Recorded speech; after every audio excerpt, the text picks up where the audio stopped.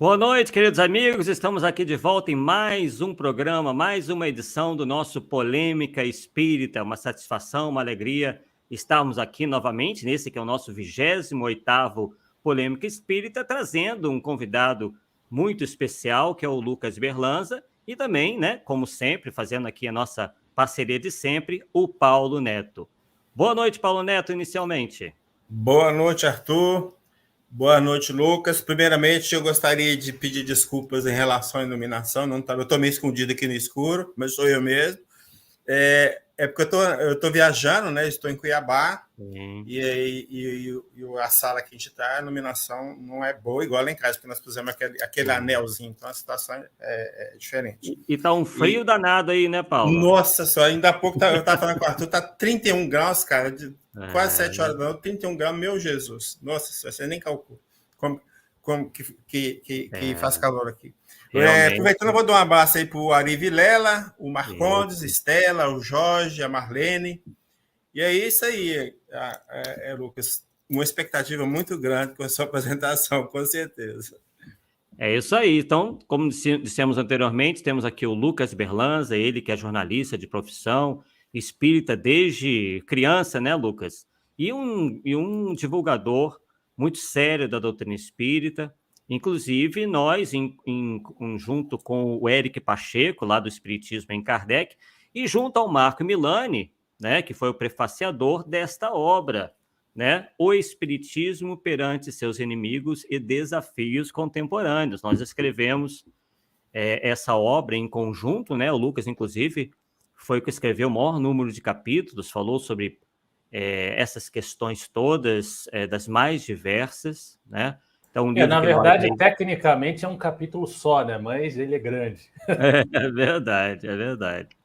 Né? Então, uma parceria muito legal, como já dissemos, com o prefácio do Marco Milani, que esteve aqui muito recentemente, falando sobre um tema muito próximo, muito correlato ao que o Lucas vai nos trazer, mas é claro que o Lucas vai trazer uma abordagem diferente, uma abordagem nova, claro que deverá haver uma série de semelhanças, e obviamente que é um tema que é o tema da semana, o tema do mês, o tema do ano, que são é um tema voltado aí para a questão que envolve, obviamente, a política, envolve a economia, e é o tema que ele vai tratar hoje, que é o espiritismo e as questões sociais. Não é mesmo, Lucas?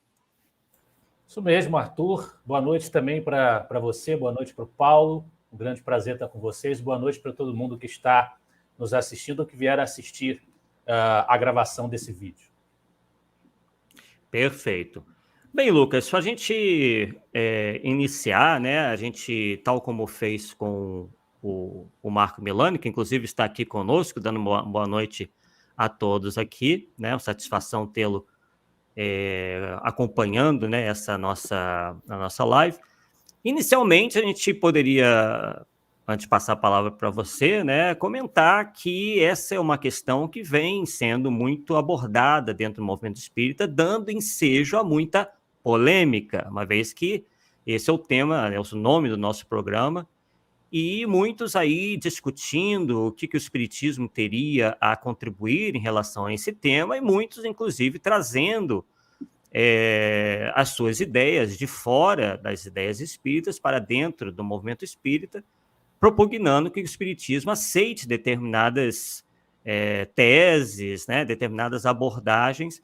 Então, nós gostaríamos de saber o que você acha disso e como que nós deveríamos encarar esse fenômeno. Bom, pessoal, então vamos começar de maneira bem genérica com esse questionamento de se existe e se existe, qual é e em que nível ela se dá, em que dimensões ela se dá, uma relação entre o espiritismo, a sua temática, o seu conteúdo e a esfera da discussão social e da discussão especificamente política. Eu não gosto de me incluir de forma pessoal, usar questões pessoais quando nós travamos conversações doutrinárias, mas eu acho que nesse assunto cabe fazer uma pequena demarcação ao começo da nossa conversa, que é a seguinte: eu respiro política, eu trabalho de forma vinculada à discussão política, o tempo inteiro eu estou produzindo conteúdo ligado à política, tenho posicionamentos políticos, No entanto, isso só reforça o que eu vou dizer agora. Eu acho que nós falamos demais de política e nós metemos a política em cumbucas em que ela deveria passar longe. A política no sentido mais rasteiro e mais imediato da palavra, que envolve diretamente posicionamentos ideológicos, partidários, relacionados às questões imediatas que são travadas nas sociedades humanas. Eu acho que nós transformamos tudo o que nós podemos transformar em uma guerra entre vermelhos e azuis. Muitas vezes, isso não tem o menor cabimento. É como querer travar uma discussão entre partidos quando se está analisando o comportamento, por exemplo, de substâncias químicas, o comportamento de animais, dos astros. A mesma coisa quando se quer estudar e analisar a questão do espiritismo, que é, por definição, assim Kardec o conceitua lá no que é o espiritismo, uma ciência, que eu não vou nem entrar aqui na discussão do termo ciência, que daria uma outra confabulação, mas ele é apresentado por Kardec como uma ciência da qual decorre uma doutrina filosófica que versa sobre a natureza dos espíritos, definidos em O Livro dos Espíritos como os seres inteligentes da criação, e as suas relações com o mundo corporal. Esse é o escopo do espiritismo. É evidente, como a gente vai ver também Kardec dizer, que, em sendo uma doutrina filosófica, ele toca em todas as questões humanitárias, ele toca nos mais diversos ramos do conhecimento, mas a palavra já o diz, ele toca. Ele jamais pretende substituir os diversos departamentos do saber humano nas tarefas que lhes competem. Tanto assim que, quando Kardec assevera que o espiritismo não é da alçada da ciência com C maiúsculo, da corporação científica, ele em nenhum momento diz que não haja outros temas que não sejam dessa alçada. Há outros temas que são dessa alçada e não da alçada do espiritismo, em que ele pode penetrar, Kardec também o diz, mas em que ele não pode resolver nada de maneira definitiva. Compete aos astrônomos descobrir novas formas de astros, novas modalidades e variantes de objetos estelares. Compete aos microbiologistas descobrir novas formas de vida microscópicas. Compete às diversas ciências que promovam descobertas e avanços nas searas que cabem aos seus esquemas temáticos. O espiritismo não vai substituir a tarefa que cabe aos próprios seres humanos, aos próprios indivíduos, aos espíritos encarnados, tarefa esta que os aprimora, que faculta diversas oportunidades de progresso intelectual e moral. O espiritismo não vai substituí-los no exercício que lhes compete nessas searas. Então, as coisas têm departamentos e esses departamentos precisam ser respeitados. E Kardec sempre tomou esse cuidado de respeitar esses departamentos. Ele sempre tomou o cuidado de, quando adentrava questões científicas, colocá-las em termos condicionais, em termos de mera proposição a ser sancionada pelo avanço das investigações, o avanço das perquisições científicas. Ele sempre teve esse cuidado. Por exemplo, quando entrou no mérito da vida em outros mundos, as comunicações trazidas sobre vida em outros mundos, quando adentravam em questões muito específicas de como seria a vivência em determinados planetas, Kardec não se privou de apresentar essas comunicações, mas apresentavam, não pontificavam doutrinariamente. Uhum. Então, quer falar alguma coisa, Arthur? Não, é que deu uma internet aqui, eu acho que o problema foi aqui. Eu achei que você que estava fora e eu que... Pode continuar. Então, Kardec sempre tomou cuidado de ressalvar essa autonomia dos departamentos e ele conceituou o espiritismo dentro de um campo de investigação, um campo de abordagem temática bastante preciso, que é o campo do espírito e das suas relações conosco. Campo esse que tem suas consequências filosófico-morais, mas é um campo estabelecido de investigação. Estabelecido esse campo e exposto esse campo, como ele bem está exposto em O que é o Espiritismo, eu queria decupar essa discussão de sociedade e política em algumas camadas. Primeira camada, a camada social propriamente dita, a camada da sociedade propriamente dita. Quando nós estamos falando de estudos de sociedade, nós não necessariamente estamos envolvendo, por exemplo, a discussão da máquina institucional de coerção, o Estado, dentro das nossas sociedades terrenas, da maneira como esse Estado se organiza. Nós estamos estudando a dinâmica da relação entre as criaturas, entre os seres humanos. Há inúmeros estudos que podem ser feitos sobre a sociedade, estudos sociais. O estudo, por exemplo, sobre como líderes podem influenciar os outros a seguirem as suas opiniões. O estudo sobre qual é o quadro das preferências religiosas e culturais dentro de uma determinada sociedade. É um campo que diz respeito à maneira como os indivíduos reunidos se comportam uns em relação aos outros. Isso é uma camada de discussão. Outra camada de discussão, na qual vai adentrar a filosofia política, é exatamente, de forma específica, a camada do Estado e da maneira como os indivíduos se relacionam com esse Estado, como esse Estado se organiza nas nossas, naturalmente, repito, as nossas sociedades terrenas, as sociedades que nós constituímos na Terra enquanto espíritos encarnados, porque também outras sociedades nós não temos como investigá-las detidamente, porque não as conhecemos. Ainda não as conhecemos. Uhum. Então, essa é uma outra discussão. Quais são os fundamentos do Estado, o que é uma Constituição, quais os poderes que integram o Estado, isso é uma outra discussão. Ainda dentro da política, mas numa terceira forma de abordar os temas sociais, uma discussão política mais imediata, mais exatamente essa esfera partidária, ideológica, nós poderíamos estar discutindo algumas questões de minudências, por exemplo, se uma empresa deveria ser ou não privatizada. E é uma temática que desperta as maiores paixões nos embates políticos que são travados ainda hoje. Então, existem essas camadas. A maneira de nós demonstrarmos como é que o espiritismo se relaciona com essas camadas é efetivamente travando esse contraste entre o escopo de investigação do espiritismo e cada uma dessas três formas de lidar com a temática social e política. Se nós ficarmos no primeiro ponto, a discussão da sociedade, como é que a sociedade se organiza, como é que ela se relaciona, como é que uns preponderam sobre outros, como é que uns conduzem os outros, convencem os outros, como é que determinadas opiniões prevalecem ou não, o espiritismo tem muita interface com essa discussão. Porque o que o espiritismo faz, ao fim e ao cabo, é ampliar o conceito de sociedade.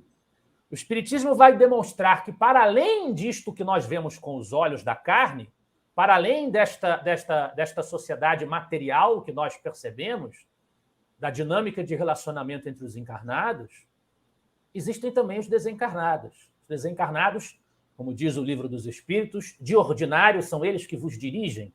Evidentemente, uma colocação hiperbólica que não passa de maneira nenhuma por cima do nosso livre-arbítrio, da nossa esfera de decisão, mas serve para reforçar o quanto essa presença dos espíritos é decisiva nos caminhos que nós seguimos, o quanto eles estão sempre a tentar nos influenciar para ir nessa ou naquela direção. Ao identificar um agente tão importante nas escolhas que são tomadas, nos encaminhamentos que são tomados, ao descerrar, ao tirar o véu de cima de um elemento antes oculto na dinâmica social, o espiritismo naturalmente tem uma grande contribuição a dar para a discussão das questões da sociedade, para analisar a sociedade. Isso, evidentemente, é indiscutível. No campo da filosofia política, do Estado em si, e no campo da opinião política, da discussão política mais imediata e mais circunstancial, nesses dois campos existem camadas também em que o espiritismo pode, de alguma maneira, penetrar através das suas consequências morais, ele estabelecer certos parâmetros que, indiscutivelmente, são colocados em discussão quando essa temática política é abordada. E eu pego alguns exemplos da terceira parte do Livro dos Espíritos para ilustrar esse fato. Por exemplo, a liberdade de consciência, a liberdade de expressão, a tolerância com a pluralidade dos pontos de vista, tudo isso estará devidamente consagrado pelas leis morais que estão na parte terceira do Livro dos Espíritos. Isso faz parte da lei de liberdade, liberdade que é entendida pelo Espiritismo como a qualificação do ambiente em que o progresso é mais facilitado, o progresso tende a ser mais acelerado se nós formos livres para perseguir o nosso crescimento, perseguir os contributos que nós podemos, inclusive, ofertar aos demais, a parte que nos toca no progresso da sociedade, no progresso coletivo, enquanto nós também perseguimos o nosso desenvolvimento individual. Então, isso são valores, a liberdade é um valor, e o Espiritismo sentencia a favor dela, claramente sentencia a favor dela. Também o Espiritismo dá uma sentença, a doutrina dá uma sentença filosófica. Quando a gente fala em sentença filosófica, para não escandalizar alguns que possam nos estar ouvindo, não se trata jamais irá se tratar de qualquer tipo de imposição a alguém, obrigar, constranger a consciência de alguém a pensar desta forma. Isso seria alienígena à proposta cultural que o Espiritismo encarna, que o Espiritismo concretiza. Mas, para quem adota os postulados filosóficos referenciados pelo Espiritismo, existem claras derivações morais e éticas desses postulados. E esse endosso à liberdade é um deles.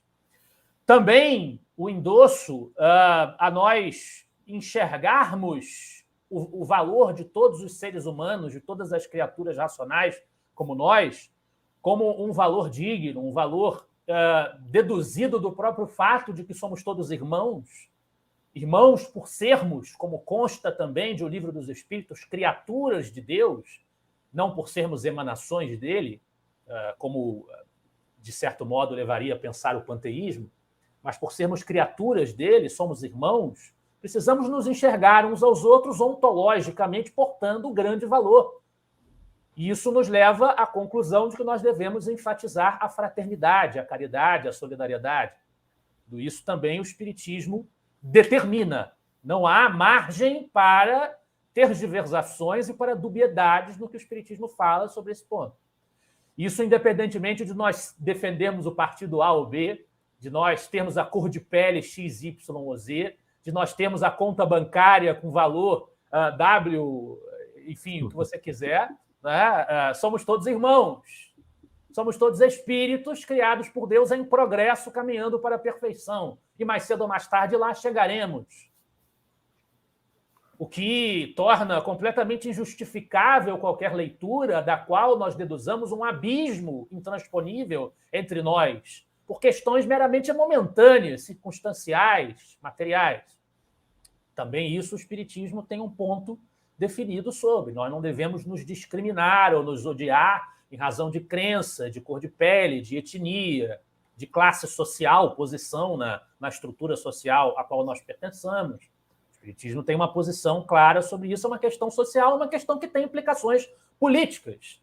Sobretudo se nós levarmos a discussão, por exemplo, para uma época, no caso brasileiro especificamente, em que a escravidão era legitimada pelo Estado, legitimada pela lei, o Espiritismo já naquela época, século XIX, a escravidão no Brasil foi extinta na reta final daquele século, durante toda a atuação de Kardec, e, portanto, os primeiros passos do movimento espírita no Brasil, ainda havia escravidão no nosso país, legalmente legitimada pelo Estado, essa dominação, essa propriedade privada de um indivíduo sobre o outro.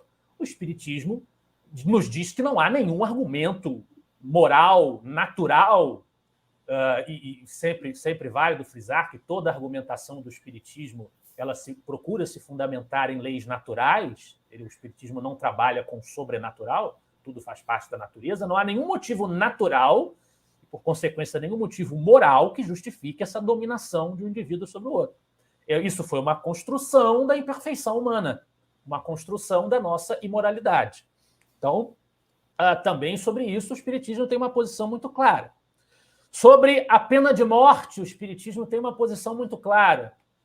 E também é um costume, uma legislação que deve ser suprimida, que deve ser combatida, que o Espiritismo não reconhece essa autoridade dos espíritos quaisquer que sejam, de decidir se uma desencarnação se deve operar ou não, dos encarnados, nós decidirmos se o sujeito deve morrer em determinado momento ou não. Ele não nos reconhece essa autoridade. Essa autoridade pertence à providência divina.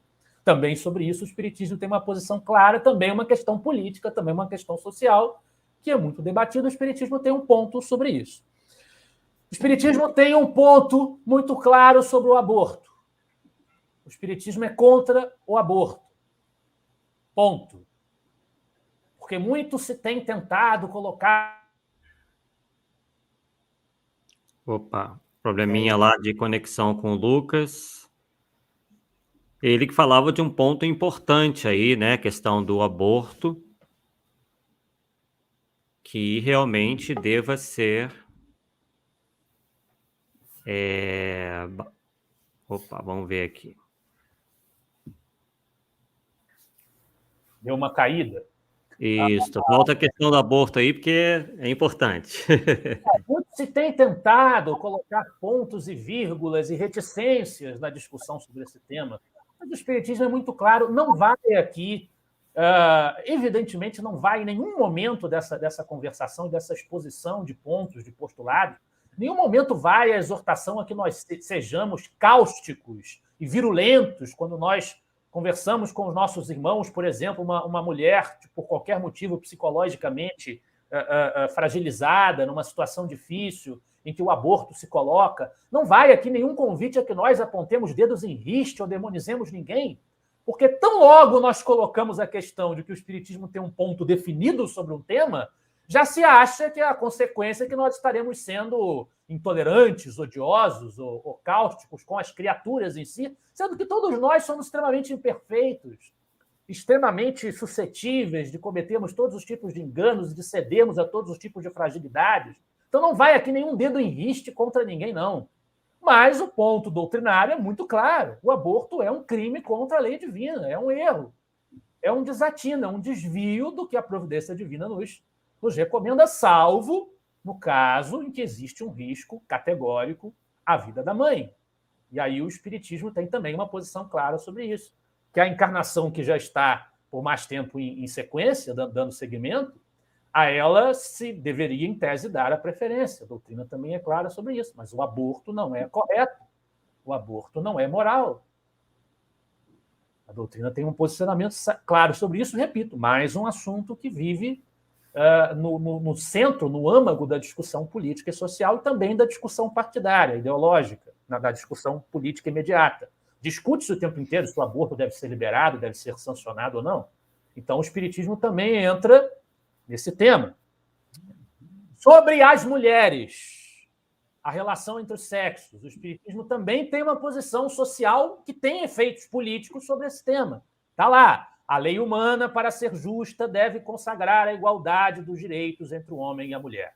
Todo privilégio concedido a um ou a outro é contrário à justiça. A emancipação da mulher segue o progresso da civilização, sua subjugação marcha com a barbárie. Inclusive, Allan Kardec coloca na Revista Espírita um artigo em que ele vai mostrar que houve, no passado, discussão sobre se a mulher teria alma. Né? Até nesse ponto se entrava. O Espiritismo tem uma posição muito categórica e clara de dignificar a posição da mulher, que, na verdade, é um espírito encarnado como um homem, e que esse espírito, alternativamente, será homem e mulher no decorrer das suas encarnações, porque precisa aprender aquilo que se aprende representando um papel e o outro. Então, o Espiritismo coloca as duas criaturas, o homem e a mulher, em posição de dignidade igual. Embora Kardec faça alguns comentários que muitas militantes feministas contemporâneas irão se aterrorizar com os comentários dele. Por exemplo, este, que está na Revista Espírita de junho de 1867, sobre mulheres que, nessa luta pela igualdade de direitos, acabam querendo ser tal qual homens, ser a mesma coisa, exatamente igual, como se não fossem, por natureza, papéis diferentes. Kardec comenta isso e diz: reconhecerão que só terão a perder na troca, porque a mulher de atitudes muito viris jamais terá a graça e o encanto que constituem a força daquela que sabe ficar mulher. Uma mulher que se faz homem abdica de sua verdadeira realeza, olham-na como um fenômeno. Vai ter gente assim que vai ficar escandalizada com essa declaração de Kardec. Claro, nós podemos interpretá-la de maneiras diferentes. Alguns vão dizer que é uma expressão do Rivaio, do homem Kardec do seu tempo. Outros vão dizer que foi uma previsão acertadíssima do que iria acontecer. Opa, eu acho que novamente tivemos um probleminha com a conexão. Opa, voltou. Foi um breve... Voltou. Do que ia acontecer, na sua última frase. Era uma previsão muito acertada do que iria acontecer. Né? Diante de algumas excentricidades que nós vemos nos últimos tempos, né? Em que algumas militantes feministas chegam ao cúmulo de desejar o extermínio ou a subjugação dos homens, eu acho que há um quê de antecipação dos fatos nessa declaração de Kardec, que também é uma questão, mais uma materialização, mais um exemplo daquela questão que eu acabei de abordar. Muitos, quando se diz isso, quando se critica esse comportamento dessa certa militância que usa termos de ódio contra o que eles consideram ser o status quo estabelecido, e isso leva a ataques virulentos contra indivíduos, de forma anticristã, de forma antifraterna, o espiritismo também não se coaduna com esse tipo de discurso. Não interessa se é do homem para a mulher ou se é da mulher para o homem. Não interessa se é do branco para o negro ou do negro para o branco, do negro para o caucasiano, como se queira falar. São espíritos encarnados. Na doutrina espírita, essas divisões não fazem nenhum sentido. Não fazem nenhum sentido. Então, mais uma questão social que o espiritismo tem uma posição. E a questão das riquezas. A questão das riquezas, da distribuição das riquezas. Ao lado da discussão política, existe a discussão econômica, que é a discussão sobre como os bens materiais estão distribuídos e se deslocam dentro das relações sociais. Então, vejam que tudo isso está ligado. Sociedade, política e economia. Tudo está ligado. De alguma maneira está ligado. Então, a questão das riquezas. O espiritismo diz algo sobre o assunto? Bem, na mesma época em que Kardec estava trabalhando e sistematizando a doutrina, existiam algumas doutrinas políticas em efervescência naquele mesmo período do século XIX, o socialismo utópico, o próprio marxismo estava aparecendo, né? E havia muita... Essa discussão estava ganhando corpo naquele momento, exatamente no mesmo período em que o espiritismo estava sendo montado. Na França de Kardec, nós vamos encontrar os socialistas utópicos, seguidores de autores como Charles Fourier e o Conde de Saint-Simon, que são citados na Revista Espírita. Esses dois escritores e pensadores políticos são citados na Revista Espírita. O primeiro, Fourier, que propunha um esquema social alternativo, os chamados falancérios, que seriam comunidades autossuficientes, em que não haveria grandes riquezas. Inclusive, ele tinha uma proposição de, por exemplo, acabar com o casamento, né, relação conjugal tradicional que não tem serventia, é um problema, o Fourier era contra isso. Ele já era um antecipador da contracultura dos anos 60 do século XX. Né? A Fourier tinha essa visão, mas, para além dessas suas teorias políticas, econômicas e sociais, ele acreditava em pluralidade dos mundos, em reencarnação. E é citado na Revista Espírita por conta disso. Inclusive, Kardec, no Catálogo Racional, em 1869, lá no final do seu trabalho, quando encarnado, na sistematização da doutrina, ele vai indicar trabalhos de Fourier, dizendo claramente que o espiritismo não admite, não subscreve todas as suas ideias sociais e políticas, mas recomenda a consulta ao seu pensamento e às suas obras por ele ter sido um precursor no campo das ideias espiritualistas do que a doutrina espírita iria fundamentar nas obras fundamentais de Kardec. E o Conde de Saint-Simon também é citado na Revista Espírita, porque alguns dos seus discípulos integraram a Sociedade Parisiense, mas ele até é um pouco criticado numa passagem da Revista Espírita em que é dito que um espírita que fora saint-simonista havia havia se afastado das ideias autoritárias que teria colhido no saint-simonismo, que basicamente propunha uma espécie de utopia industrialista. Essa era a tese do Saint-Simon. Então, na época de Kardec, tinha isso, tinha o Saint-Simon, tinha o Fourier, que são citados na Revista Espírita. Havia também uma tendência mais liberal e o grupo dos liberais doutrinários que comandavam a chamada Monarquia de Julho de 1830, onde foi aprovada aquela reforma educacional da Lei Guizot, que inclusive Kardec, nas biografias de Kardec é muito mencionada essa legislação, que na época ele estava trabalhando como institutor, não é, dono de um instituto de ensino, quando essa reforma foi feita. E havia os liberais doutrinários, como o próprio François Guizot, que é citado na Revista Espírita também. E Kardec o cita de maneira muito elogiosa, na verdade. Ele o cita de maneira elogiosa, embora no artigo o objetivo de Kardec seja criticar a teoria de Guizot sobre o sobrenatural. Né? Mas ele cita de maneira muito elogiosa a figura de Guizot, que era o que frades hoje, ditos espíritas progressistas, né, chamariam de um monstro reacionário, porque ele era um liberal conservador, um liberal doutrinário, era essencialmente um liberal conservador da época, no linguajar político, e Guizot foi elogiado por Kardec na Revista Espírita. Mas Kardec também cita na Revista Espírita Joseph de Maistre. Joseph de Maistre era um autor ultramontano, um autor que era totalmente contrário às instituições liberais, defendia uma volta aos parâmetros do antigo regime, a religião católica como a tessitura da sociedade, definida por ela, o Estado vinculado a ela. Ele defendia tudo isso. Kardec cita de Maistre porque enxerga em uma passagem de Maistre a antecipação de uma reformulação espiritual que estava por vir, que seria a própria revelação espírita, ou espiritualista moderna, já que ela começa na convenção historiográfica pelo caso das Irmãs Fox e pelo movimento americano. Ele cita também na Revista Espírita, muito en passant, Adam Smith, que eu acho que, para quem passou pelos bancos do colégio ou ouviu falar alguma coisa sobre liberalismo, eu não preciso nem dizer muito sobre quem se trata. Né? Adam Smith está lá também, Benjamin Franklin está na Revista Espírita, um dos fundadores norte-americanos. A Madame de Staël está na Revista Espírita, como um dos espíritos que se comunicam, ela é citada na Revista Espírita. Madame Staël era uma simpatizante dos girondinos na Revolução Francesa. Rousseau está na Revista Espírita, está na doutrina também, entre os espíritos se comunicaram, um teórico contratualista que influenciou a Revolução Francesa. Então, e que parece que ele se apresenta um pouco assim arrependido de alguns posicionamentos, inclusive, né? Sim, sim. Por exemplo, a sua postura relativamente misantropa de criticar a civilização.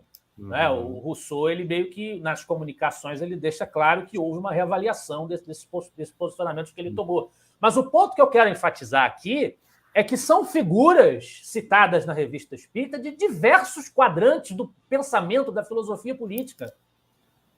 E Kardec colocou todas elas na Revista Espírita. Por quê? Porque encontrou nas suas obras, nos seus pensamentos e nas suas comunicações mediúnicas, quando elas se comunicavam já como espíritos desencarnados, encontrou pontos que dizem respeito à discussão propriamente do escopo do espiritismo, que é mais uma vez, natureza dos espíritos e as suas relações com o mundo corporal. Encontrou ali pontos de contato que valia a pena serem explorados, como o ponto da reencarnação no caso de Fourier. Isto não significa que Kardec esteja subscrevendo o pensamento político daquele autor, como muitas vezes se diz. Kardec era um socialista utópico, porque ele citou Fourier na Revista Espírita. Tá bom, mas então ele é um liberal orleanista porque citou Guizot. Então ele é um reacionário antiliberal porque citou de Maistre, ele quer que a Igreja Católica seja a religião oficial do Estado. É claro que não é assim. É claro que não é assim. Kardec era, como sistematizador do espiritismo, um pensador que atentava para todas as referências à temática espírita que apareceram nas diversas obras da história da civilização. Inclusive, ele defendia que os espíritas se dedicassem a esse resgate historiográfico de como as ideias espíritas, ainda que não expostas da maneira objetiva com que a doutrina faz, consistente, concatenada nesse linguajar didático com que a doutrina faz, como as ideias espíritas apareceram esparsamente nas diversas culturas e nos diversos quadrantes do pensamento humano. Isso não significa subscrever integralmente as obras desses autores. Na época em que Kardec montava a doutrina, organizava a doutrina, a França estava sob a égide da monarquia de Napoleão III, que era um regime autoritário. E aí muitos acusam Kardec também, dizem que Kardec não quis que o espiritismo entrasse nas controvérsias político-ideológicas do seu momento, que o espiritismo firmasse partido a favor do socialismo ou do liberalismo, porque Napoleão III censurava, na época, essas manifestações, e isso comprometeria politicamente o espiritismo. Mas, a partir dali de 1860, esse autoritarismo de Napoleão III ele é ligeiramente arrefecido, e nós vemos partidos sendo citados nominalmente, inclusive na própria Revista Espírita. Pensar desta maneira, e quem o diz, creio eu, não o percebe ou não quer perceber, pensar desta maneira é diminuir o nosso fundador, o nosso codificador, o nosso sistematizador, a uma estatura moral inferior à dessas pessoas que, na mesma época, se expressavam e defendiam as suas ideias políticas e militavam. Se ele o fez apenas porque receava a perseguição política, o comprometimento do seu trabalho, mesmo sabendo o que era o certo a fazer, que o espiritismo deveria ser colocado nessa seara, Kardec foi covarde. A conclusão é que Kardec foi covarde. Também não se sustenta. Afinal, isso demonstra, repito, que Kardec aproveitou as contribuições de autores de diversos quadrantes políticos e sociais de pensamento e de espíritos desencarnados que, quando encarnados, atuaram em papéis diferentes do ponto de vista político e social. Kardec fez isso. O espiritismo toma partido de alguma posição em matéria de riquezas, de como as riquezas devem circular? Bem, existem alguns parâmetros que o espiritismo estabelece. Por exemplo, tanto em O Livro dos Espíritos quanto em O Evangelho segundo o Espiritismo, de maneira inequívoca, o espiritismo defende a ideia de que é inevitável que haja certa desigualdade de riquezas. E as criaturas não deterão a mesma soma de riquezas no mundo material, porque, no mínimo, se imporá a diversidade de habilidades, de caracteres, né? A diversidade dos progressos acumulados, das ênfases, das atividades exercidas, e isto vai importar em uma diferença no montante de riquezas materiais que aquela criatura armazena aqui na nossa vida material. O espiritismo afirma isso. Está na doutrina. Pode-se vir com todo tipo de mas não, é porque Kardec era um burguês, então a sua classe social influenciou a maneira como ele escreveu sobre isso, etc. E os espíritos também. Então, a gente pode usar esse argumento para desqualificar a doutrina inteira, se a gente quiser. É muito conveniente, é uma conveniência rapace, essa conveniência que eles usam para subrepetícia, para relativizar pontos que estão claramente estabelecidos na doutrina. Então, ela admite que é preciso que haja desigualdade de riquezas, porque não há como ser de outra maneira. Assim é pela própria natureza. Mas ele fala lá da velhacaria e do roubo. Da velhacaria e do roubo que dizes. Claro, quem vai ser a favor do roubo? Quem vai ser a favor da pilhéria? Ninguém vai ser a favor disso em sã consciência, se quiser estar afinado com mínimos princípios éticos. Mas até para que haja roubo e para que haja pilhéria, se você vai roubar algo de alguém, é preciso que alguém tenha esse algo, no sentido de ter da questão que nós temos transitoriamente no mundo, porque nós sabemos que propriedade mesmo absoluta é só aquilo que nós levamos conosco quando nós desencarnamos, aquilo que ninguém e nada nos pode tirar. E isto é apenas o conteúdo espiritual, intelecto-moral que nós amealhamos com o nosso desenvolvimento. Mas na Terra, enquanto nós estamos encarnados, da maneira como a nossa sociedade é regida, o Espiritismo reconhece que quando nós honestamente adquirimos bens, nós temos essa no dizer terreno, propriedade desses bens. Então, contestar em absoluto a propriedade privada das coisas, amealhada honestamente, também não dá, por coerência, porque eu sempre gosto de fazer a ressalva de dizer que nós temos o direito de ser incoerentes, se nós quisermos, né? Mais uma vez, porque senão depois você está impondo, você está constrangendo. Nós temos o direito de ser incoerentes, mas se nós quisermos ser coerentes com o que a nossa doutrina, que nós dizemos esposar, nos ensina, com o que ela sustenta, com o que ela defende, ela legitima esse conceito da propriedade como um direito natural adquirido pelo trabalho. A doutrina fala isso claramente, está lá no Livro dos Espíritos. Essa riqueza é vista na doutrina, tanto no Livro dos Espíritos, quanto em O Evangelho segundo o Espiritismo, no capítulo que aborda não se pode servir a Deus e a Mamon.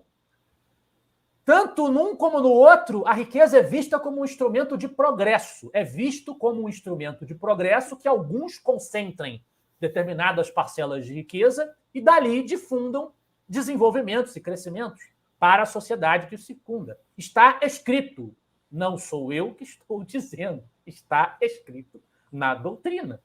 Tá? E, Lucas, como que você vê, né? Porque dentro dessa questão se trata muito a questão de opressores e oprimidos, e que os opressores estariam, de certa forma, roubando dos oprimidos o que lhes compete, digamos assim, o que lhes seria propriedade. Como é que a gente poderia ver essa tese frente ao que o Espiritismo nos ensina? Também existe uma referência, eu agora não estou lembrando se está no Evangelho ou no Livro dos Espíritos, mas existe uma referência ao legítimo proveito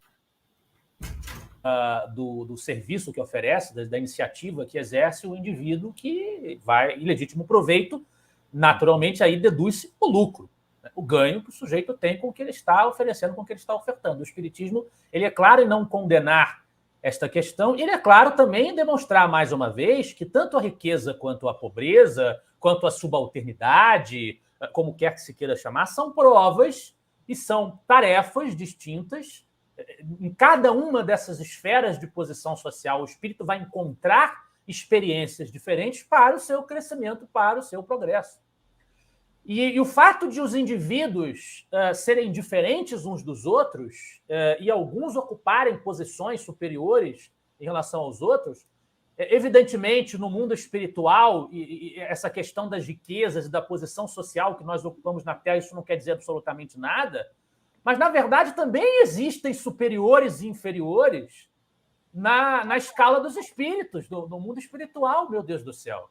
Já vimos espíritas querendo revogar a escala espírita, porque ela é opressora demais. É muito opressor você dizer que um espírito é puro, o outro é superior, o outro é impuro. É opressor isso. Por que eu não posso me classificar como eu quiser? É a consequência máxima que nós vamos deduzir desse tipo de raciocínio. Então, doutrinariamente, isso não se sustenta com base na moralidade que o Espiritismo estabelece. Os espíritos são diferentes, progrediram mais, progrediram menos, progrediram mais aqui, progrediram menos acolá.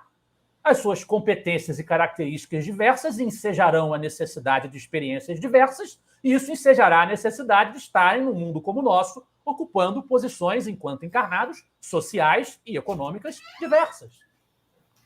Sempre cada um dentro das suas possibilidades, contribuindo para o progresso dos outros, enquanto aprimora a si próprio.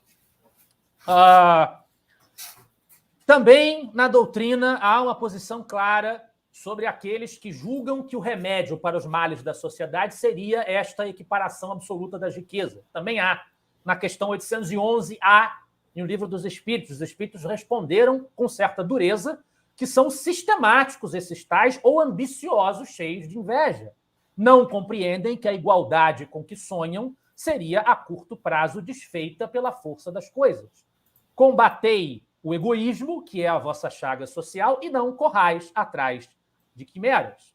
Então, o Espiritismo também toma uma posição clara aí nesse departamento sobre essa igualdade de riquezas. Aproveitando que o Lucas aí teve um probleminha na internet, inclusive há uma pergunta, voltou já. O Daniel Rosa de Assis. Tá meio oscilante, mas tá dando para controlar. Ainda. O Daniel Rosa de Assis faz justamente esse questionamento, esse comentário, né? Um questionamento na realidade.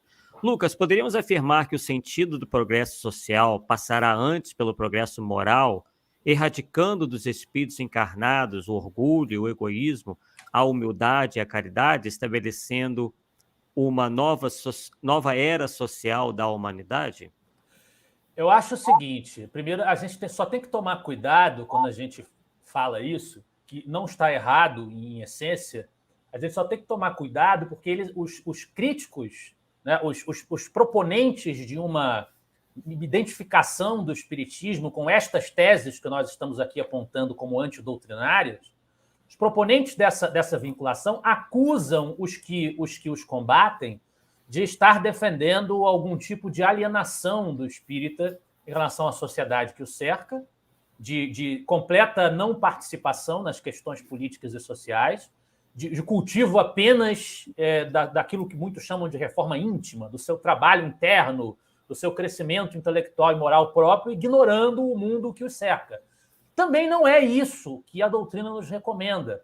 Nós temos uma parte ativa no mundo que nos cerca, a lei de sociedade o impõe, e faz parte do objetivo da encarnação também ao espírito encarnado tomar o lugar que lhe cabe na obra da criação, e isso implica ele influenciar no mecanismo social que o circunda, da maneira como ele puder, trazendo as contribuições que puder. A gente só tem que tomar cuidado com isso. Nós também progredimos trabalhando no contexto social que nos circunda. Mas a essência da transformação, que realmente, como dizia, por exemplo, o professor José Herculano Pires, nenhuma das doutrinas sociais que existem na Terra hoje terá um papel definitivo nas transformações que a criatura humana precisa perseguir. O espiritismo tem um papel definitivo, o crescimento moral tem um papel definitivo, o cristianismo, a moral cristã tem um papel definitivo.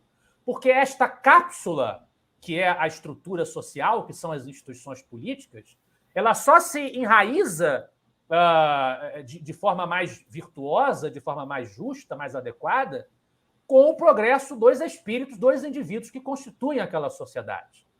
E Kardec fala isso, era exatamente o que eu ia citar logo em seguida, lá em Viagem Espírita de 1862, quando ele diz, eu tomo a liberdade de citá-lo, acabo de dizer que sem a caridade não é a revolução, não é a justiça social, é a caridade.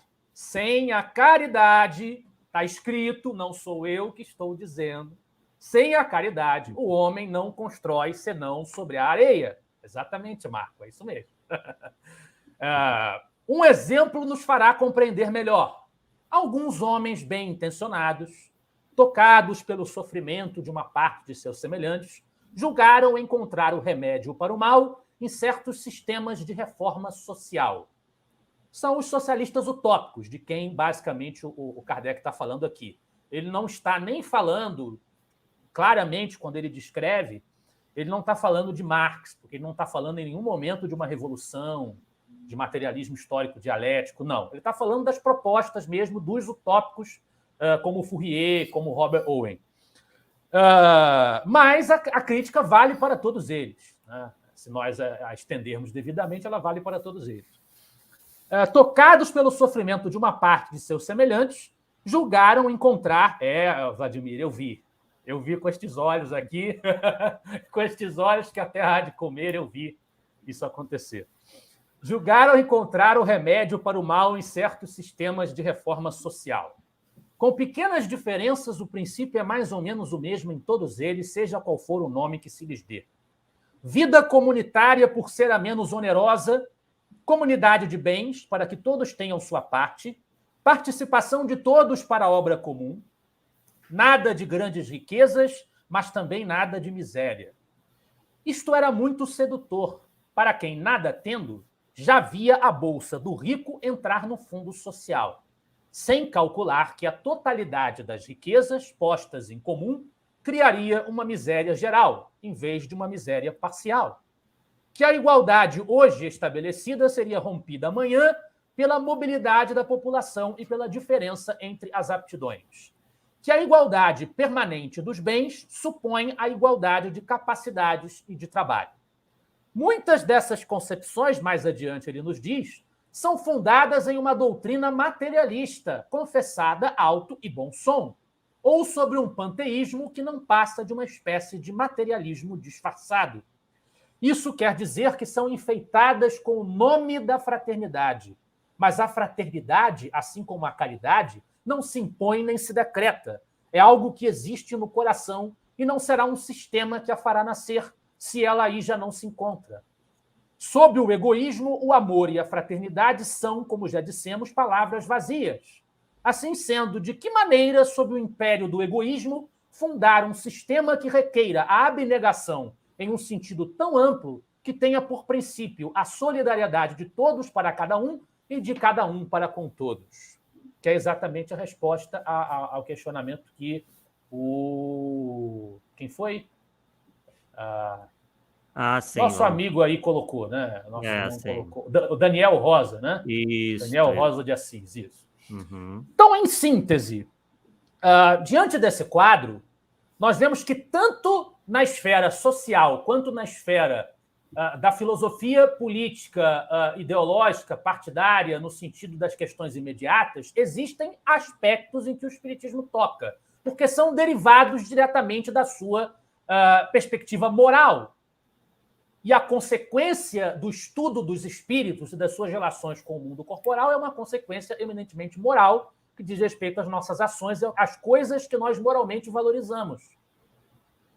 Isso tem implicações na maneira como nós vamos pensar sobre se nós temos o direito de eliminar os outros, se nós temos o direito de escravizar os outros, se nós temos o direito de trabalhar e adquirir os nossos bens. Tudo isso são consequências na dimensão moral, na dimensão prática e política de aspectos morais. E, portanto, o espiritismo tem algo a dizer, tem algo em que se pronunciar a respeito desses assuntos.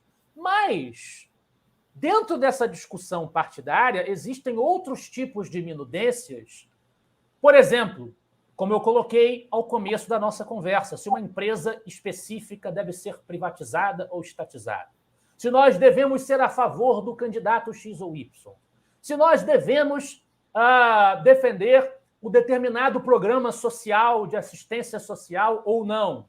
O programa Y, eu prefiro o programa Z. Eu prefiro o Flamengo. Não, eu prefiro o Fluminense. O espiritismo não deve adentrar esta seara. Esta seara não lhe diz respeito. E Kardec deixou isso claro quando estabeleceu no regulamento da sociedade parisiense que as controvérsias de índole política e econômica estariam fora. Claro, nós somos obrigados a enfatizar que são controvérsias em aspectos que não dizem respeito diretamente à sua ética, à sua moral. Nesses aspectos, não tem como o espiritismo não tomar posição, porque são derivados diretamente daquilo que ele revela. E ele revela de forma experimental, objetiva, através do contato com os próprios desencarnados, as leis morais, que já foram reveladas antes de outras maneiras, ele revela a sua maneira. E são leis morais estabelecidas por Deus, imutáveis, que não é o nosso sentimento de que nós estamos sendo socialmente oprimidos por esse ou aquele ator social que vai mudar as leis divinas.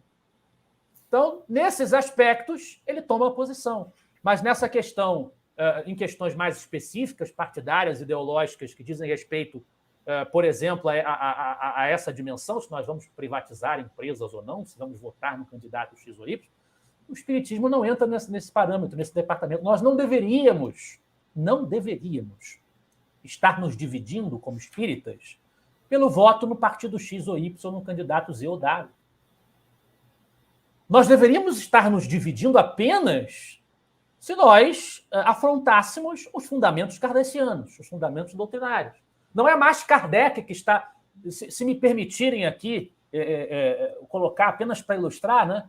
Nós não deveríamos nos dividir se nós queremos votar no Lula ou no Bolsonaro. Nós deveríamos nos dividir se nós queremos seguir Kardec ou não. É isso que nos determina o que nós somos enquanto adeptos da doutrina. E não o candidato que a gente vai votar, que a nossa consciência nos diz que nós devemos votar naquele dia determinado de outubro diante da urna. E nós estamos nos condenando e nos anatematizando enquanto espíritas, cingindo o nosso movimento com base nisso. Já passou a não ser mais uma discussão estritamente doutrinária. Então, o espiritismo, quando ele estabelece esses alicerces morais que eu acabei de externar, ele estabelece algumas interdições. Por exemplo, não tem sentido um espírita ser fascista. Por quê? Porque o fascismo é uma doutrina política do século XX. Hoje todo mundo quer dizer que tudo é fascismo, né? Tudo virou fascismo, mas o fascismo tem um sentido bastante específico. A palavra tem um conceito político bastante específico. Ela era um movimento político nacionalistas, estatizantes e despóticas. Se o espiritismo é a favor da liberdade de consciência, da liberdade de expressão, da liberdade de pensamento, se ele é a favor disso, ele não pode ser a favor do fascismo. O espírita não pode ser fascista se quiser manter a coerência. Mais uma vez a ressalva. Nós podemos ser incoerentes. Você tem o direito de ser incoerente. Todos nós, em algum momento nas nossas vidas, somos incoerentes. Mas, doutrinariamente falando, não faz sentido o espírita defender o fascismo. Não faz sentido o espírita defender o marxismo-leninismo. Por quê? Porque também é uma doutrina totalitária. Os regimes marxistas-leninistas são totalitários, são despóticos. Os regimes dessa natureza perseguiram o movimento espírita em diversos países, assim como os fascistas também, os nazistas também. Quando houve a ocupação nazista na França, a mansão dos espíritas de Jean Maé foi ocupada, foi violada. Então, esses regimes autoritários, tirânicos, despóticos, eles são nocivos ao espiritismo, à difusão da própria doutrina em si mesma, que reclama a liberdade, o espírito crítico, para se concretizar, para se materializar. Então, e todos tinham um viés revolucionário, né, Lucas? Tanto nazismo quanto fascismo. Violência, extermínio, o ódio entre setores diferentes da sociedade, a metodologia moral da hostilidade entre as criaturas encarnadas, ele não pode subscrever, não faz sentido, doutrinariamente falando.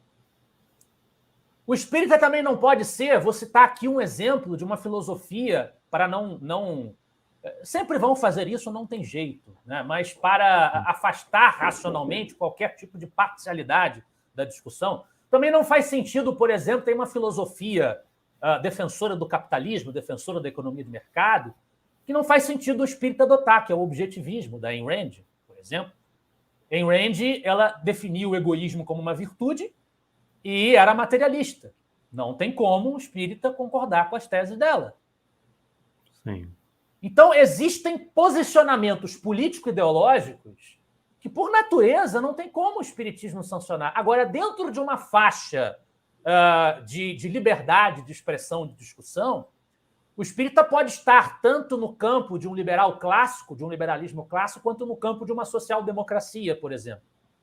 Não existe essa obrigação de optar por um ou outro na doutrina espírita. A doutrina espírita deixa esse campo aberto à discussão em que ele cabe, que é a discussão material, terrena, econômica.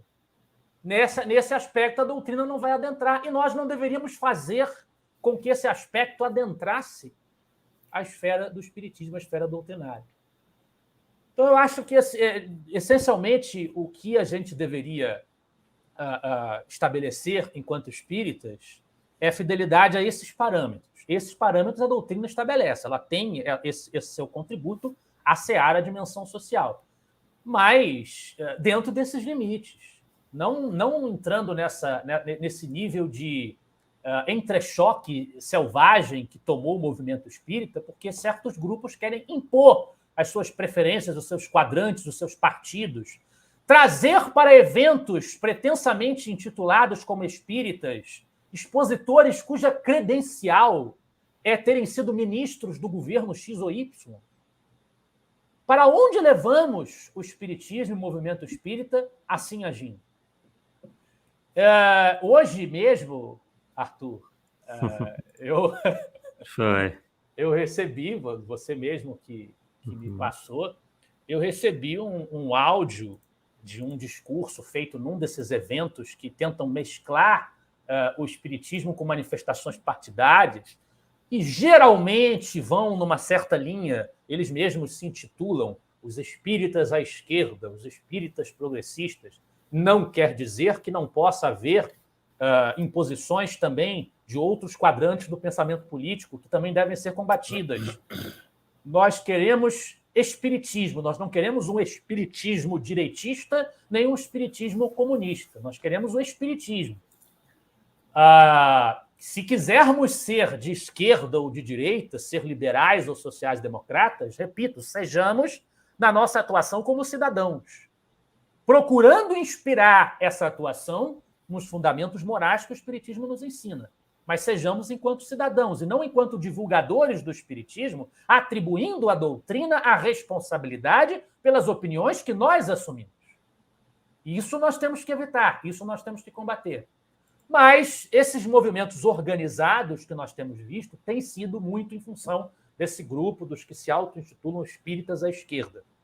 E esse áudio ele mostra algumas coisas que esse pessoal costuma dizer que, honestamente, são estarrecedoras e mostram o quanto essa penetração dessas ideologias de viés materialista, porque embasadas no marxismo, que é uma tradição materialista, é claro, o marxismo teve N revisões ao longo do século XX, e você tem uma teologia da libertação, por exemplo, dentro da Igreja Católica, influenciada por ideias marxistas. Eles adaptam o discurso para um contexto pretensamente espiritualista. Mas, na sua origem, o marxismo é inerentemente materialista.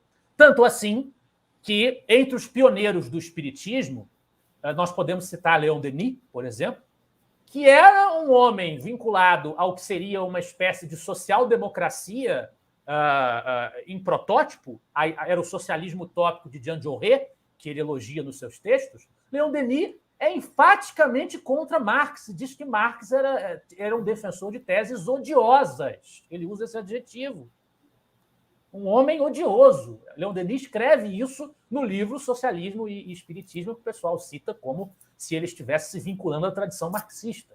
Não fazia sentido nenhum para um socialista, para um espírita na época, ser marxista, porque marxismo era sinônimo de materialismo. Havia socialistas utópicos espíritas, mas marxista nenhum. Isso veio depois do século XX, uma vez que essas revisões do marxismo vão se desenvolvendo. E a gente tem o movimento universitário espírita no Brasil, o Jacó Rousman Neto, que escreve aquele livro Espiritismo e Marxismo. Mas isso só faz sentido no século XX. Entre o século XIX e o começo do século XX, os pioneiros do espiritismo na França e no Brasil, nenhum deles era marxista, porque não fazia sentido nenhum. Eles sabiam claramente que o marxismo era uma doutrina materialista.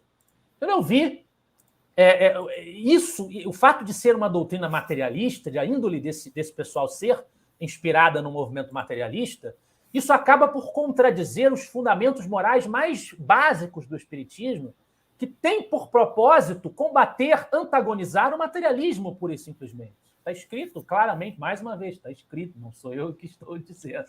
A doutrina que diz que ela existe para combater o materialismo.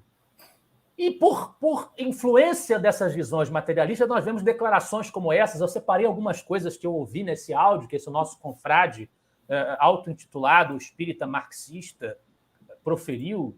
São coisas que não fazem sentido nenhum com a doutrina, né? Por exemplo, ele sempre tem aquela ideia de que nós precisamos fazer um movimento mais atrativo, com tambores e músicas, né? Coisas encantadoras para atrair as pessoas e coisa e tal, esquecendo-se de que o espiritismo foi proposto como uma ciência filosófica.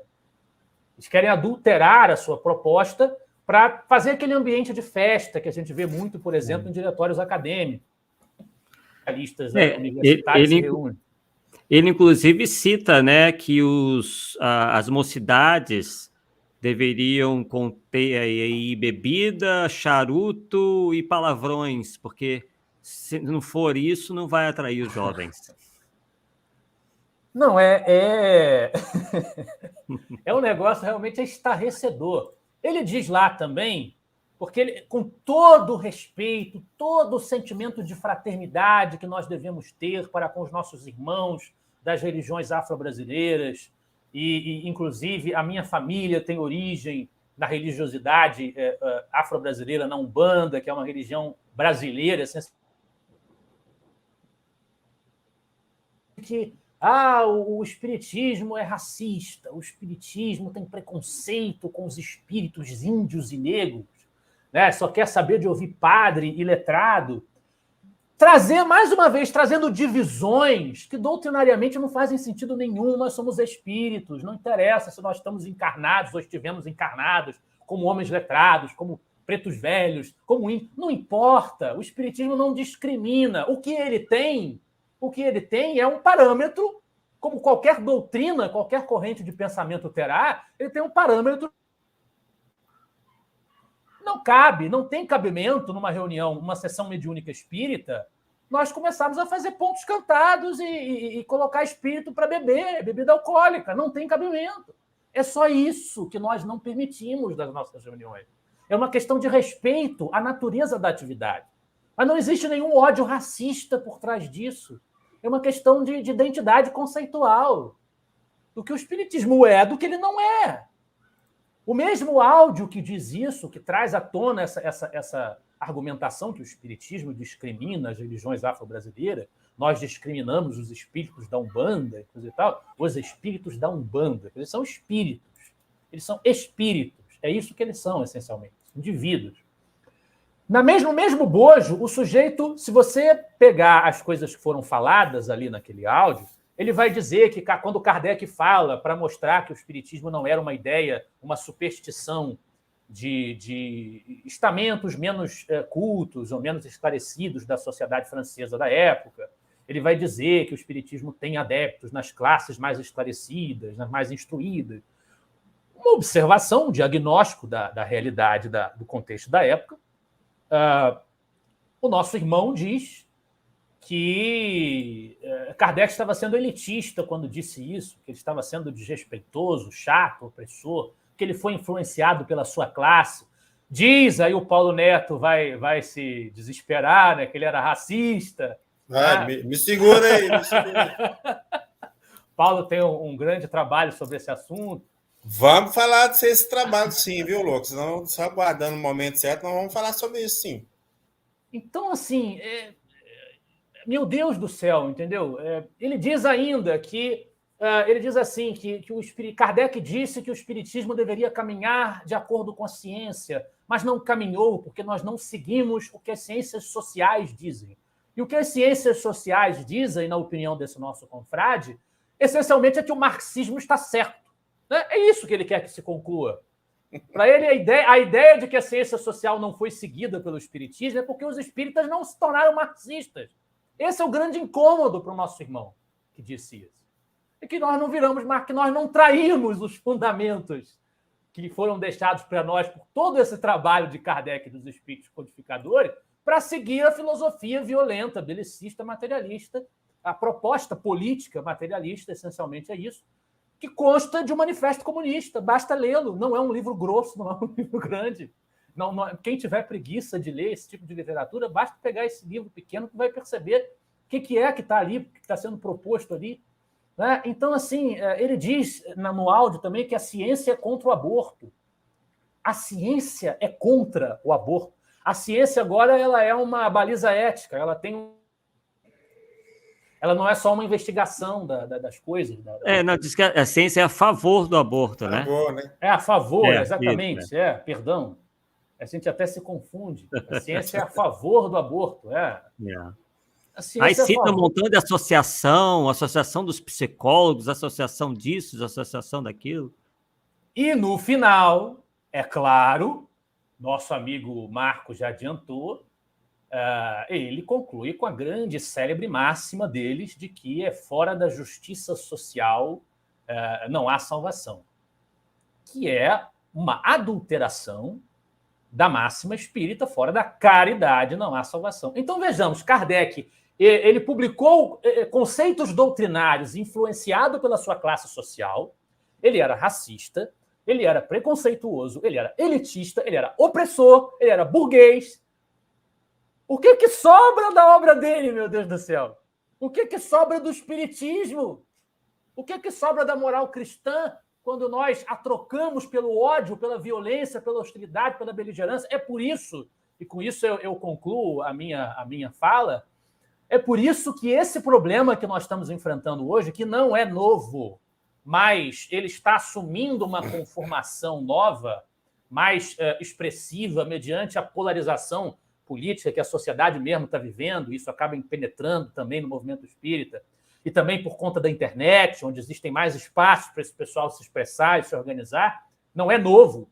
Nós tivemos recentemente, na semana, Herculano Pires falando sobre como o Herculano Pires confrontou o movimento universitário espírita, que defendia teses muito parecidas com essa. Mas o fato é que esse movimento que nós estamos vendo, eu não vejo, é um juízo particular, mas eu acredito que ele esteja correto, eu não vejo nenhum movimento. Isso, para mim, está, tirando por base esse discurso que eu acabei de ouvir hoje, como exemplo, isso é um discurso cismático. É um discurso cismático, assim como o rustenguismo, quando Rustem dizia que Kardec era um chefe de uma, como se fosse um chefe de uma igreja própria. Está lá no texto que ele escreveu, Orientação aos seus discípulos. Ele estava cismando, ele estava fazendo um cisma, ele estava fazendo uma dissidência. Os fundadores do racionalismo cristão fazem uma dissidência. Quando vem esse pessoal e fala que nós devemos trocar as ideias espíritas pelas ideias marxistas, porque elas complementam o espiritismo, quando são antíteses, nesse aspecto materialista, beligerante que elas apresentam, para mim isso é um cisma. Para mim você está desafiando a doutrina que você diz esposar. Não consigo ver de outra forma. Para mim, esse cisma que nós estamos enfrentando hoje é o pior que já houve. Porque se nós pegarmos o exemplo do rustenguismo, por exemplo, o rustenguismo, ele amesquinha a metodologia de Kardec, ele também, de certa maneira, ele nos adestra para nós nos curvarmos a opiniões de espíritos isolados, como a doutrina nos recomenda não fazer. Ele subjuga, no fim das contas, Rustem é explícito ao dizer isso, o espiritismo a uma religião específica organizada, que seria a Igreja Católica. Ele diz que o chefe da igreja deve coordenar o espiritismo, que isso vai acontecer. Rustem profetiza isso, que nunca aconteceu, evidentemente. Mas o Rustem ainda fala em Jesus, o Rustem ainda fala em amor, ele ainda fala em moral cristã, ele não se desvincula desses padrões que o espiritismo legitima e sanciona. Quando nós partimos para esse pessoal que fala em ódio entre classes, ódio entre sexos, em você estabelecer a igualdade absoluta das riquezas, como? Você só vai poder perseguir um objetivo desse de forma autoritária, mesmo assim não vai conseguir. Violência, autoritarismo, com uma base eminentemente materialista. E quando nós dividimos os espíritas, repito, em função dos candidatos em que eles vão votar, e nós dizemos que fulano não é digno de ser espírita, porque vai votar no fascista, ou vai votar no fulano, no ciclano, no beltrano, quando nós partimos para isso, o que é que sobrou da doutrina? O que é que sobrou da proposta que Kardec condenou e que os espíritos nos trouxeram? O que é que resta? Para mim, cai tudo. Não sobra nada. E a gente fica com um problema muito sério. É isso. Enfim, essencialmente é isso. O interessante é que na Revista Espírita, lá no início, eles acusavam Kardec da doutrina do Espiritismo ser uma doutrina de pessoas sem instrução. Aí Kardec fez uma relação, nós temos aqui juízes, nós temos, né, mostrando o perfil dos espíritas. E além de ficar muito claro nesse perfil, tinha gente de tudo quanto é posição social. Tanto que tem, se não me falha a memória, ele relatou na revista a morte de um calceteiro. Calceteiro, na época, é a pessoa que fazia calçamento. Quer dizer, uma pessoa simples, comum do povo. Ele lá morreu e tal, e fizeram lá, foi o pessoal da sociedade lá no enterro, participaram, faziam discurso, fizeram prece lá. Quer dizer, ele mostrando que o espiritismo trata todo mundo de forma igualitária, sem distinção de classe, nem de cor, nem de nada. E vem falar que o espiritismo é elitista? Ah, meu amigo, sinto muito. Primeiro que a própria Revista Espírita, mais uma vez, fala do aceno da doutrina aos operários. Sim. O movimento operário, a influência positiva que o espiritismo teria nos movimentos operários. E Kardec tem uma citação muito emblemática em que ele fala abertamente que, categoricamente, que se ele encontra um homem humilde, mas que ainda tem um homem humilde que tem bons sentimentos, um homem solidário, um homem disposto, né, ele aperta a mão dele com muito mais alegria, com muito mais contentamento do que um homem, um potentado, cujo peito emudeceu. Se eu não me engano, é essa a expressão que Kardec usa. É muito claro que não existe isso da parte dele. Eles destroem a reputação e a imagem do nosso sistematizador, do nosso fundador, sem precisar da ajuda de nenhum adversário ou opositor declarado da doutrina para fazer isso. Quando você pega o censo de 2010, quando tem uma tabela lá de pessoas de mais de 15 anos, por grau de estudo, tá? E aí você vai perceber o seguinte, que no Espiritismo tem o menor índice de pessoas analfabetas. E tem maior índice, acho que se não me falha a memória, 35% de pessoas com curso superior ou mais. E aí dá essa falsa impressão. Não, então é elitista. Né? Só é que estudo. Mas a minha análise, eu posso estar errado, eu falo o seguinte, como eu fiz faculdade também, tem duas matérias que eu falo assim, são creu. A tal de filosofia e a sociologia. Eu não sei para que esse negócio da faculdade. Hoje eu sei muito bem por quê. Para desenvolver o senso crítico. Então, toda pessoa que tem senso crítico, tem curso superior ou não, vai se encantar com a doutrina espírita, que é justamente isso, é o senso crítico que tem que funcionar dentro de cá. Só isso. E em relação a essa, já estamos, né, chegando ao final, mas para quem ainda não conhece, não sabe o que aconteceu, não foi uma opinião isolada, não foi alguém que saiu da plateia e foi lá falar alguma coisa nesses moldes do nada. A pessoa foi convidada a falar num congresso, né? Deram o microfone para ela e o pior, ela foi efusivamente aplaudida. Então, não se trata de uma opinião isolada, não se trata de uma opinião individual. Foi alguém que teve toda essa narrativa, todo esse discurso lamentável, né? Nada contra a pessoa, mas o discurso é realmente lamentável, que realmente a pessoa fica de boca aberta, espantado ao ouvir e ver tal coisa, né?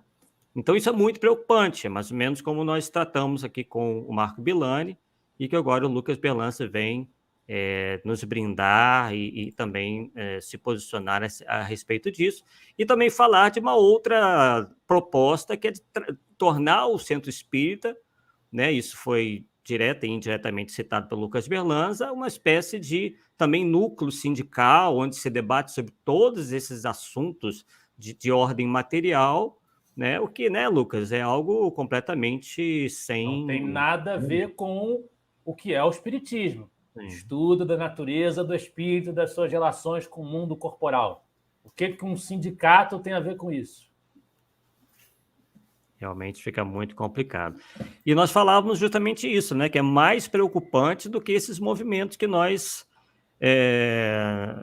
geralmente tratamos, né? O rustanguismo, o ramatizismo, que pelo menos trazem, né, esse componente moral bastante fortalecido, enquanto, inclusive... Como você diz, Arthur, que o rustanguismo, o ramatizismo, que você trabalha bastante para combater e faz muito bem, é combatido isso desde os idos tempos, Herculano Pires, Júlio Abreu Filho. Você diz que o ramatizismo, o rustanguismo parecem hoje brincadeira de criança, perto disso aí.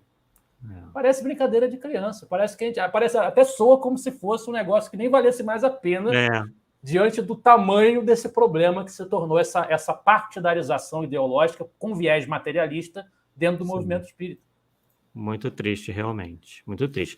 E todas essas temáticas, né, lembrando para quem chegou depois, são tratadas nesse livro, né, em conjunto, foi escrito em conjunto pelo próprio Lucas Berlanza, Éric Pacheco e este que vos fala, com o prefácio do Marco Milani. Então, quem se interessar, vou deixar aqui nos comentários, né, os links para quem deseja adquirir. Não estamos ganhando nada com a obra, né, mas obviamente ela tem um custo de produção e é só realmente para pagar esse custo aí de produção, não é nada caro, enfim, vamos dar todas as opções aí para as pessoas poderem adquirir. Bem, Paulo Neto, alguma consideração final antes de darmos as palavras ao Lucas Berlanza a palavra para que ele faça as suas considerações finais? Não. Eu acho que a abordagem do Lucas foi muito feliz.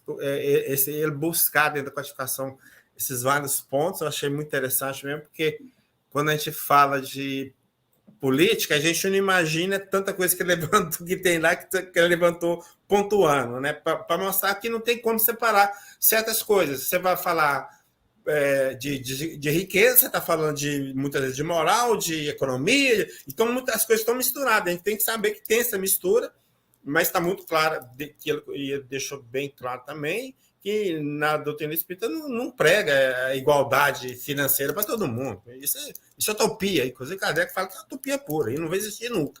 Né? Então, parabéns, Lucas, pela sua exposição, e a porta está aberta. Com certeza, sempre. Lucas, então, suas considerações finais. Bom, eu agradeço a todos e só enfatizo, à guisa de conclusão, que nosso compromisso por um dever de gratidão pelo bem que a doutrina nos faz, pela consolação que ela nos oferece através do esclarecimento, nós sermos fiéis a Kardec, trabalharmos para apresentá-la na sua integralidade conceitual e não colocar, como nós não colocamos literaturas mediúnicas acima da obra fundamental, como nós sempre lemos a literatura mediúnica de forma subordinada aos critérios e aos fundamentos que Kardec organizou e compilou, com a sua autoridade metodológica, que nós também não coloquemos partidos ou filósofos políticos acima da obra de Kardec. É só isso que nós devemos ter em mente. Maravilha. Com certeza também é o objetivo aqui de todos nós, né? E agradecemos aí a participação de todos que estiveram aqui em mais um Polêmica Espírita, né? Prestigiando aí esse belo estudo que o Lucas Berlanza veio nos trazer. Lucas, que é do Rio de Janeiro, né, da Ilha do Governador. Qual é o nome lá do centro, Lucas? Grupo Espírita Francisco de Assis. Ah, bacana. Você está lá desde bem jovem, né, ligado a esse centro. Sim, não, 7 anos, quando eu tinha 7 anos de idade. Você me contou essa história e é bem interessante. Bem, pessoal, então aguardamos vocês na próxima quarta-feira, às 20 horas, né, com o nosso horário aí costumeiro para o nosso encontro aqui com o Polêmica Espírita, e nos vemos numa próxima oportunidade. Até lá!